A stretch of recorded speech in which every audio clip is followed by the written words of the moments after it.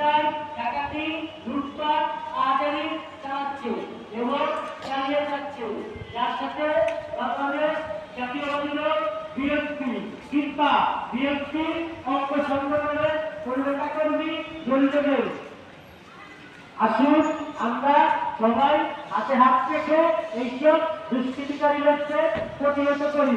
সহযোগিতা মোহাম্মদ কামরুজ্জামান জুয়েল ভাই, সাংগঠনিক সম্পাদক, যুবদল, বাংলাদেশ কেন্দ্রীয় কমিটি, জাতীয়বাদী দল বিএনপি। প্রিয় এলাকাবাসী, আসসালামু আলাইকুম।